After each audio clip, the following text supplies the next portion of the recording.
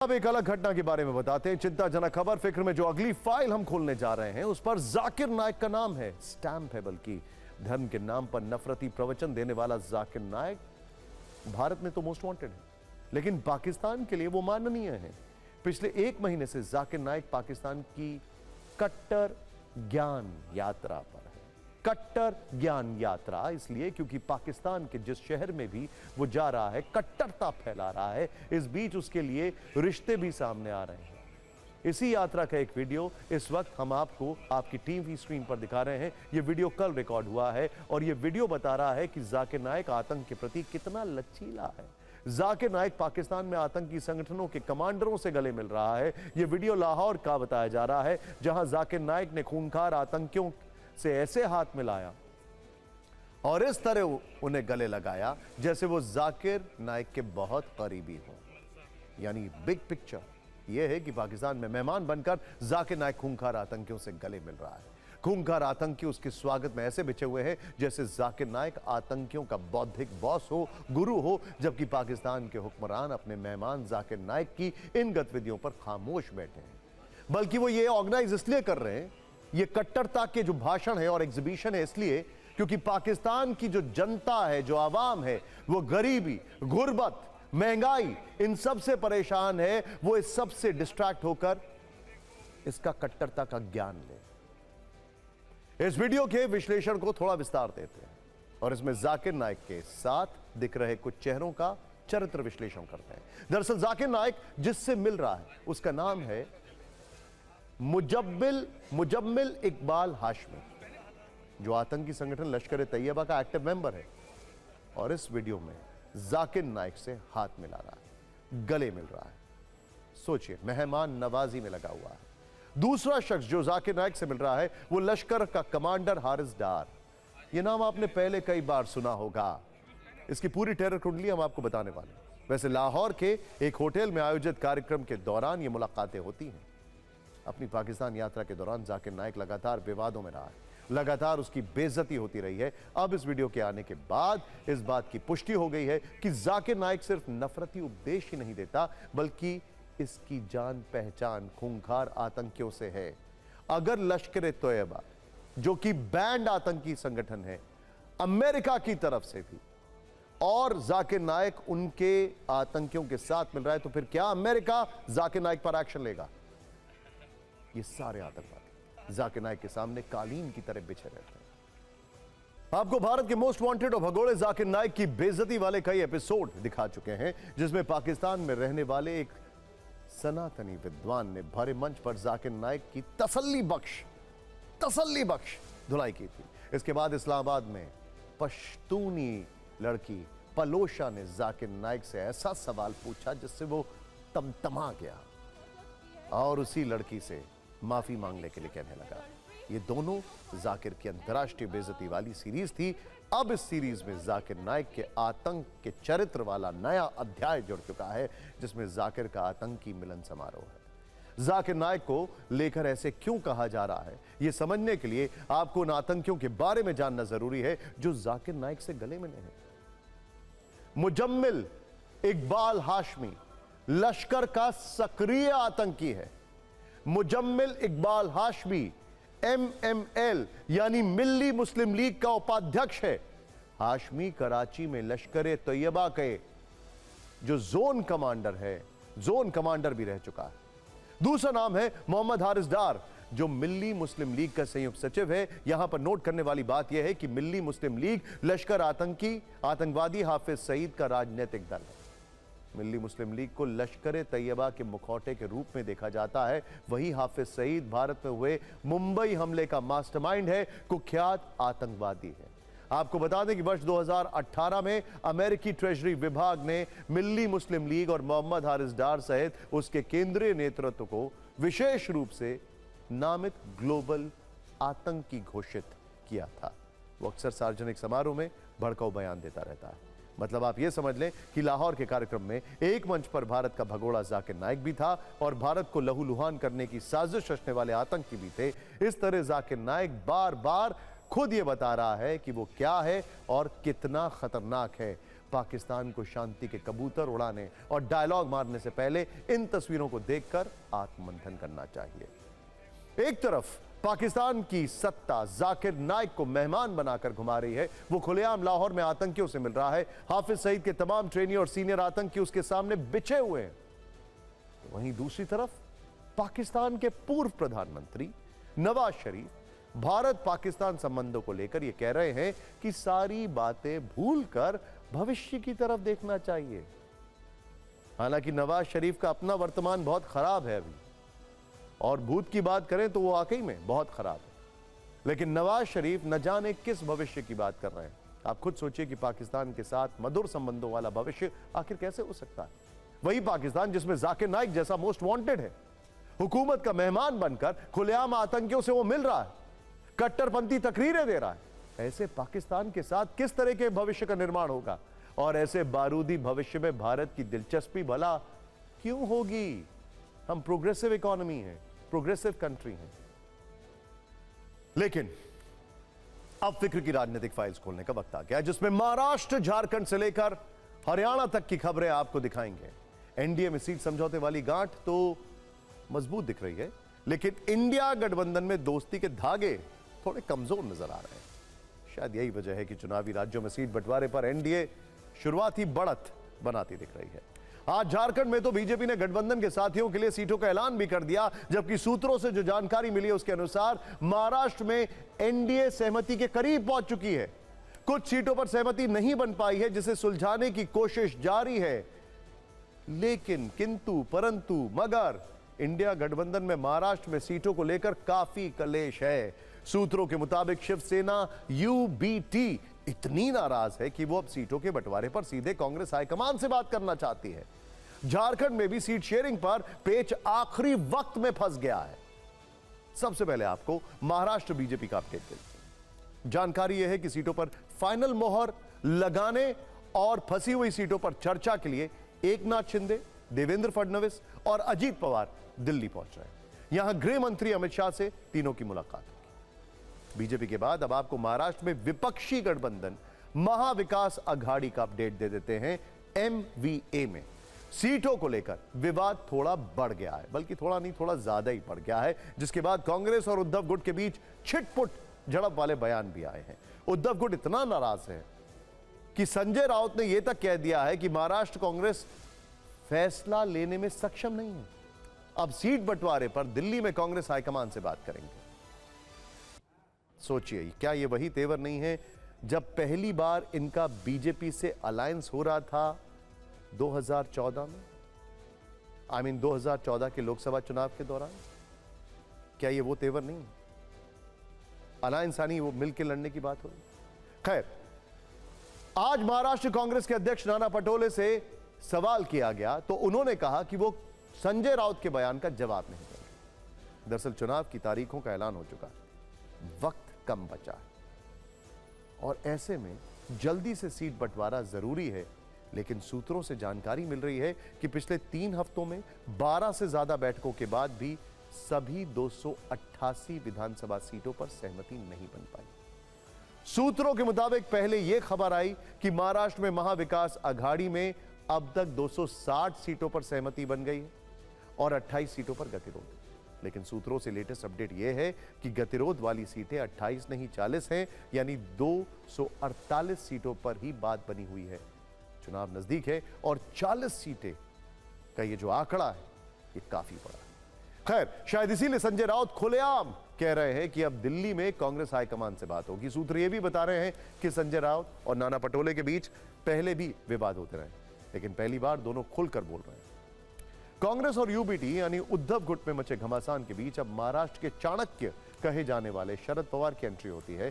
शायद उन्हीं से अब उम्मीद बाकी है। शरद पवार ने कांग्रेस के दिल्ली सहित महाराष्ट्र के नेताओं से बात की। मामला सुलझाने के लिए उन्होंने उद्धव गुट के नेताओं से भी चर्चा की। कल शाम 5 बजे शरद पवार गुट की बैठक भी होने वाली है। सीट बंटवारे को लेकर अखिलेश यादव भी एक्टिव हो चुके हैं। उद्धव ठाकरे से अखिलेश की बात हुई है। शरद पवार गुट के जितेंद्र आह्वार ने भी अखिलेश यादव को फोन किया है। समाजवादी पार्टी को भरोसा है कि सीटों का पेच जल्द सुलझ जाएगा। वहीं कांग्रेस की तरफ से कल रमेश चेन्नीथला सुबह 11 बजे मातोश्री जाकर उद्धव ठाकरे से बात करेंगे। सीट बंटवारे को लेकर जो भी तल्खी है उसे कम करने का प्रयास किया जाएगा। 20 से 25 जगह जो है उसमें हाईकमांड डिसीजन लेंगी और कल नहीं तो परसों हमारी फाइनल यदि अलायंस की डिक्लेयर हो जाए। महाराष्ट्र के नेता है वो निर्णय लेने में सक्षम नहीं है, ऐसा मुझे लगता है कि बार बार उनको दिल्ली में लिस्ट भेजनी पड़ती है, फिर चर्चा होती है। अब वो समय निकल चुका है। कुछ सीटें हैं जिनके ऊपर सभी 3 पार्टी दावा करती है।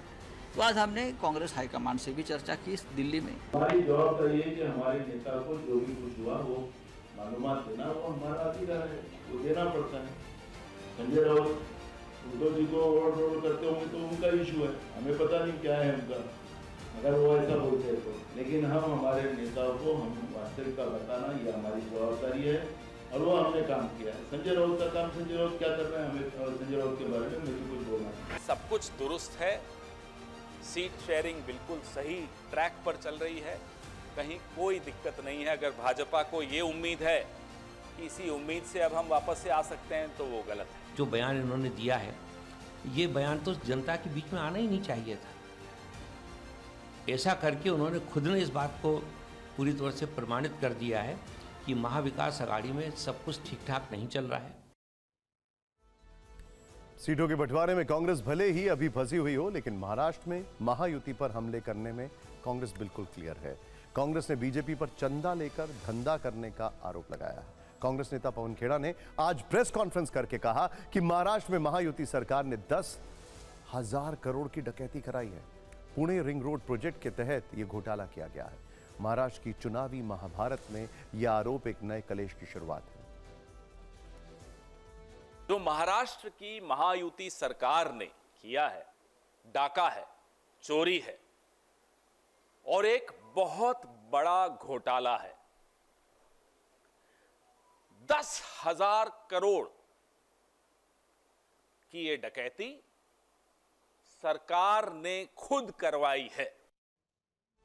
महाराष्ट्र के बाद अब दूसरे चुनावी राज्य झारखंड की बात करते हैं। आज झारखंड में एनडीए के बीच सीट बंटवारे का औपचारिक ऐलान कर दिया गया। बीजेपी के दफ्तर में झारखंड प्रभारी और केंद्रीय मंत्री शिवराज सिंह चौहान की मौजूदगी में इसकी घोषणा की गई। सहयोगी दलों के साथ बीजेपी ने रांची में प्रेस कॉन्फ्रेंस करके जानकारी दे दी। झारखंड की 81 सीटों में बीजेपी 68 पर लड़ेगी। गठबंधन में आजसू को 10, जेडीयू को 2 और चिराग पासवान की एलजेपी को 1 सीट मिली है। जो 13 सीटें सहयोगियों को गई हैं उनके नाम भी आज ही बता दिए गए ताकि कोई भ्रम न रह जाए। आजसू के खाते में सिल्ली, रामगढ़, गोमिया, ईचागढ़, मांडू, फिर जुगसलिया, डूमरी, पाकुड़, लोहरदगा और मनोहरपुर सीट गई है। जबकि जेडीयू को जमशेदपुर पश्चिम और तमाड़ सीट मिली है। 1 सीट चतरा पर एलजेपी लड़ेगी। बाकी सीटों पर बीजेपी उम्मीदवार उतारेगी। सूत्र बता रहे हैं कि सरयू राय जमशेदपुर पश्चिम और राजा पीटर तमाड़ से जेडीयू उम्मीदवार हो सकते हैं। राजा पीटर वही नेता हैं जो 2009 में शिबू सोरेन को हराकर चर्चा में आए थे। कुछ दिन पहले ही वो जेडीयू में शामिल हुए थे, जबकि सरयू राय ने पिछले चुनाव में पूर्व सीएम रघुवर दास को हराया था। कहा जा रहा है कि एनडीए की तरफ से जल्द ही उम्मीदवारों का ऐलान शुरू हो जाएगा। झारखंड में 13 और 20 नवंबर को 2 चरणों में मतदान होगा और 23 नवंबर को नतीजे आएंगे।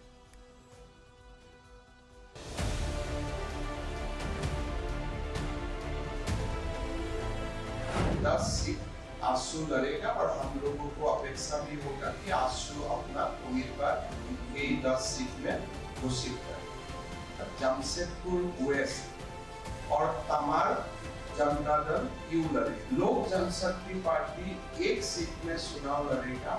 बहुत घबराए हुए हैं और सबको समेट करके इस चुनाव लड़ना चाहते हैं। जो 8 साल 18 साल राज किया, उसके पास तो न तो उम्मीदवार है और न उसके पास अपनी पूरी शक्ति है कि चुनाव लड़े।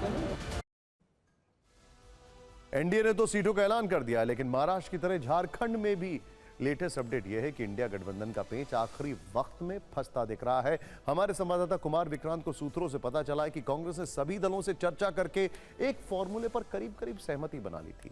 सूत्रों के मुताबिक फॉर्मूला यह तय हुआ था कि 81 विधानसभा सीटों में जेएमएम सबसे ज्यादा 43 सीटों पर लड़ेगी। पिछली बार भी वो इतनी ही सीटों पर लड़ी थी। कांग्रेस को 29 सीटें मिलने की संभावना है। पिछली बार उसके खाते में 31 सीटें गई थी, यानी इस बार उसकी 2 सीटें कम हो गई हैं। आरजेडी को 5 सीट मिल सकती हैं। पिछली बार की तुलना में उसकी भी 2 सीटें घट गई हैं। ये सीटें इसलिए कम हुई हैं क्योंकि इस बार गठबंधन में नया सहयोगी दल सीपीआई एमएल है, जिसे 4 सीटें दी जा सकती हैं। पिछली बार सीपीआई एमएल अलग लड़ी थी, लेकिन आज उस फॉर्मूले में अचानक एक नया ट्विस्ट आ गया। जमुआ सीट से 3 बार के बीजेपी विधायक केदार हाजरा और आजसू के पूर्व विधायक उमाकांत रजक आज जेएमएम में शामिल हो गए। हेमंत सोरेन ने उन्हें पार्टी की सदस्यता दिलाई। सूत्रों के मुताबिक इसके बाद जेएमएम ने कांग्रेस से 2 और सीटों की मांग कर दी है, यानी कांग्रेस पहले ही 2 सीटों की कुर्बानी दे चुकी थी और अब 2 और सीटों की डिमांड आ गई है। इसी वजह से गठबंधन में नया पेच यहां पर भी फंस गया। झारखंड में किसकी सरकार बनेगी ये अगले महीने पता चली जाएगा, लेकिन हरियाणा में कल ही शपथ ग्रहण हुआ और आज CM Nayab Singh Saini action mode में नजर आए। उन्होंने ताबड़तोड़ निर्णय लेने शुरू कर दिए। सचिवालय में उन्होंने अपने मंत्रियों के साथ पदभार संभाला, पहली कैबिनेट की बैठक की, फिर मीडिया को सरकार के फैसलों की जानकारी दी। सीएम सैनी ने बताया, ध्यान से देखिएगा, प्रदेश के सभी सरकारी अस्पतालों में किडनी की बीमारी, गंभीर बीमारी से जूझ रहे मरीजों की फ्री डायलिसिस होगी। भविष्य में यह फ्री सुविधा मेडिकल कॉलेजों में भी उपलब्ध कराई जाएगी। बीजेपी ने अपने संकल्प पत्र में इसका वायदा किया था। उन्होंने कहा कि किसानों की फसल का एक एक दाना एमएसपी पर खरीदा जाएगा। सैनी ने अपराधियों को चेतावनी दे डाली है कि वो प्रदेश छोड़ दे वरना हम सुधार देंगे। सबसे बड़ा फैसला सैनी सरकार ने आरक्षण को लेकर लिया है। अनुसूचित जाति में वर्गीकरण को कैबिनेट ने मंजूरी दे दी है, जिसका आदेश सुप्रीम कोर्ट ने दिया था। मतलब हरियाणा में यह आदेश आज से लागू हो गया। अब एससी के लिए 15% आरक्षण है। इस आरक्षण में ही राज्य एससी कोटे के उन कमजोर वर्गों का कोटा तय कर सकेंगे जिनका प्रतिनिधित्व बहुत कम है या जो आरक्षण के लाभ से वंचित रह गए हैं। सुप्रीम कोर्ट ने जब यह फैसला सुनाया था तब भी काफी राजनीतिक हंगामा मचा था। आज जब सैनी सरकार ने इसे लागू करने का निर्णय लिया तो फिर सियासत शुरू हो गई। बीएसपी सुप्रीमो मायावती ने इस पर कड़ा एतराज जताया। सोशल मीडिया पर उन्होंने लिखा, हरियाणा की नई सरकार का फैसला दलितों को फिर से बांटने और उन्हें आपस में ही लड़ते रहने का षड्यंत्र है। यह दलित विरोधी ही नहीं बल्कि घोर आरक्षण विरोधी निर्णय है। उन्होंने आगे लिखा कि कांग्रेस की तरह बीजेपी भी आरक्षण को समाप्त करने के षड्यंत्र में लगी है। जाहिर है आरक्षण से जुड़े हरियाणा सरकार के इस फैसले पर आने वाले दिनों में राजनीतिक चिंगारियां बढ़ सकती। ये संकल्प लिया था कि हमारी सरकार आएगी और हम जो किडनी के पेशेंट हैं उनका इलाज हरियाणा के सभी सरकारी हॉस्पिटल में फ्री में होगा। तो आज उस फाइल के ऊपर साइन किए हैं। माननीय सुप्रीम कोर्ट के फैसले को सम्मान देते हुए हमने ये फैसला किया है कि जो वर्गीकरण के ऊपर माननीय सुप्रीम कोर्ट ने कहा था, आज से ही लागू करने का फैसला हमने लिया है। हरियाणा में सैनी सरकार जहां एक्शन मोड में है, वहीं गुटबाजी से परेशान कांग्रेस अपना नेता ही नहीं चुन पा रही है। आज चंडीगढ़ में कांग्रेस विधायक दल की बैठक हुई। नेता का चयन होना था। केंद्रीय पर्यवेक्षक प्रताप सिंह बाजवा, अशोक गहलोत और अजय माकन भी पहुंचे, लेकिन सर्वसम्मति से किसी एक नेता का नाम नहीं आया। हुड्डा समर्थक विधायकों ने कहा कि भूपेंद्र हुड्डा ही नेता विपक्ष के लिए सही दावेदार है। कुमारी सैलजा गुट के विधायकों और रणदीप सुरजेवाला के विधायक बेटे आदित्य सुरजेवाला ने कहा कि आलाकमान फैसला करे। ये सब देखने के बाद हुड्डा ने एक लाइन का प्रस्ताव रखा कि नेता विपक्ष का चयन करने का अधिकार आलाकमान को दिया जाए। हुड्डा के इस प्रस्ताव का अनुमोदन हुड्डा गुट के प्रदेश अध्यक्ष उदय भान ने किया और सर्वसम्मति से प्रस्ताव पारित कर दिया गया। इसके बाद केंद्रीय पर्यवेक्षकों ने विधायकों से एक एक करके बातचीत शुरू की, फिर रिपोर्ट लेकर वो दिल्ली रवाना हो गए। अब हरियाणा विधानसभा में कांग्रेस के नेता विपक्ष का फैसला आलाकमान करेगा। कुल मिलाकर जिस तरह चुनाव में कांग्रेस बटी हुई नजर आई, उसी तरह आज भी विधायक गुटों में बटे हुए दिखाई दिए। हां, एक बात पर सब सहमत थे कि नेता विपक्ष का चयन आला कमान करे।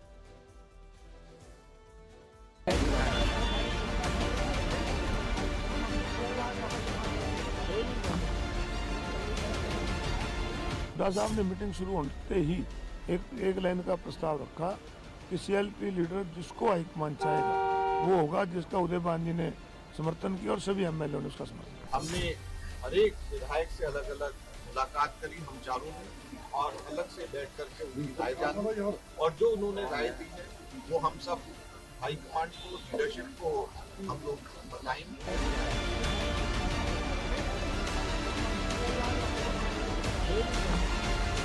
जो निर्णय राहुल गांधी जी, खड़गे जी और कांग्रेस पार्टी हाईकमान लेगी उसके हिसाब से हम चलेंगे और उसी लीडर ऑफ ऑपोजिशन को हम सपोर्ट करेंगे। हमारे नेता हैं आदरणीय राहुल गांधी जी, मल्लिकार्जुन खड़गे जी, और हमारे हरियाणा में नेता है हमारे नेता चौधरी भूपेंद्र सिंह। और इस बीच दिल्ली में भी आज दिन भर राजनीतिक हलचल रही। अब से कुछ देर पहले तिहाड़ जेल से पूर्व मंत्री सत्येंद्र जैन रिहा हो गए। 18 महीने के बाद उनकी रिहाई हुई है।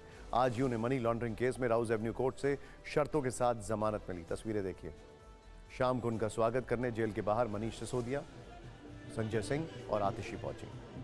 तीनों उस टेम्पो पर सवार हुए जिस पर सत्येंद्र जैन मीडिया को संबोधित कर रहे थे। उनकी रिहाई ऐसे वक्त में हुई है जब दिल्ली में कुछ महीने बाद चुनाव होने वाले हैं। जाहिर है यह आम आदमी पार्टी के लिए बड़ी राहत की खबर है, एक बूस्टर डोज है।